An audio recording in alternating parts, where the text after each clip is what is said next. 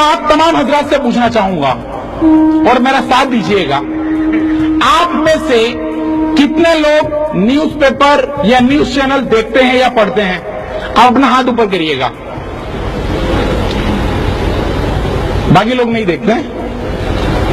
माशाअल्लाह। मैं उम्मीद करता हूं सभी लोग देखते होंगे, और नहीं भी जो देखते होंगे तो देखने वालों से सुन लेते होंगे। मेरा दूसरा सवाल है आपसे, जरा साथ दीजिएगा। आप लोगों में से कितने लोग मलाला यूसुफजई को जानते हैं?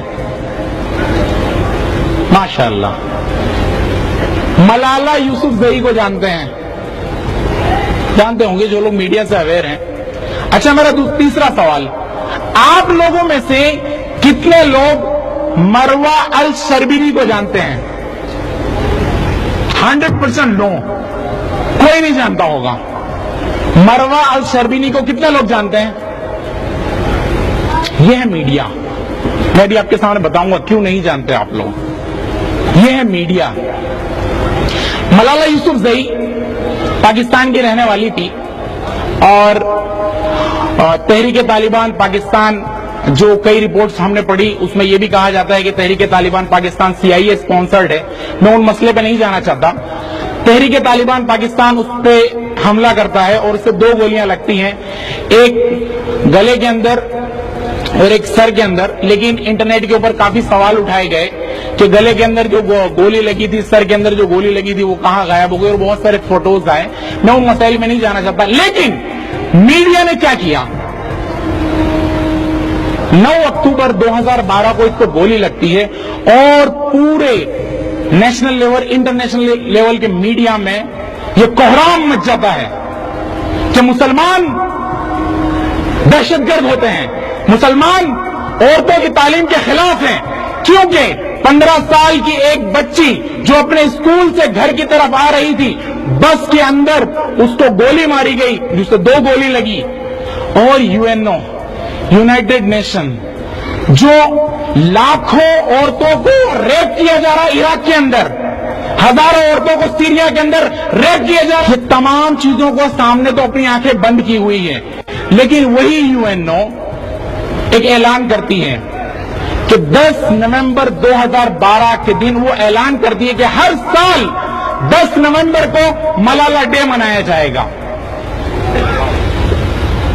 मैंने तीसरा सवाल आपसे किया था कि आप लोगों में से कितने लोग मरवा अल शर्बीनी को जानते हैं, और आई एम श्योर कि बहुत कम लोग जानते होंगे, और आप लोगों में से किसी ने फिंगर रेज नहीं किया। मरवा अल शर्बीनी 31 साल की खातून जो जर्मनी में रहती थी, इजिप्ट की रहने वाली थी, मिस्र की रहने वाली थी, लेकिन जर्मनी में आ गई थी। वो एक फार्मासिस्ट थी, पढ़ी लिखी खातून थी। वो 21 अगस्त के दिन अपनी बेटी को लेकर एक प्लेग्राउंड में जाती है, अपने बच्चों को खिलाने के लिए, अपने बच्चों को खिलाने के लिए। वहीं पे एक और शख्स जिसका नाम एलेक्स था, वो अपनी भांजी को लेकर जाता है।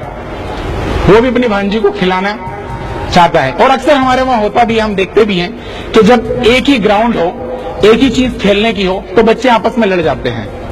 यही हाल वहां पे हुआ जर्मनी के अंदर। वो प्लेग्राउंड के अंदर, पब्लिक प्लेग्राउंड में, एलेक्स की भांजी और मरवा अल शर्बीनी की बेटी, दोनों के बीच में झगड़े होते हैं। और जो बड़े समझदार लोग होते हैं वो इन बातों में नहीं पड़ते, लेकिन एलेक्स था, उसने, चूंकि मरवा अल शर्बीनी मुसलमान थी, उसने बाकायदा इस्लामी तौर पे हिजाब भी लिया हुआ था, तो एलेक्स ने मरवा अल शर्बीनी को बहुत गालियां दी कि तुम मुसलमान दहशतगर्द होते हो, तुम मुसलमान ऐसे ही हो, तुम ये वो, और उसने बहुत सारे एब्यूसिव वर्ड्स इस्तेमाल किए। मरवा अल शर्बीनी एक काम करती है, वहीं से पुलिस को टेलीफोन लगाती है और कहती है यहाँ पे ये प्रॉब्लम्स हैं, और आके आप, पुलिस आती है, मामला रफा दफा होता है, और एलेक्स के खिलाफ विमेन अब्यूज, वर्बल अब्यूज का केस बनता है, और एलेक्स को पेनल्टी लगती है कि तुम्हें इतना पाउंड देना होगा। वो देने से इनकार कर देता है। देने से इनकार कर देने के बाद दूसरी बार फिर केस की सुनवाई होती है, फिर वो देने से इनकार कर देता है, और मामला 1 जुलाई 2009 को पहुंचता है, जहां पर फाइनल हियरिंग हो रही थी। मरवा अल शर्बीनी कोर्ट में मौजूद थी, उसका बेटा और उसका हस्बैंड, ये लोग भी वहां पे मौजूद थे, और सामने एलेक्स भी मौजूद था।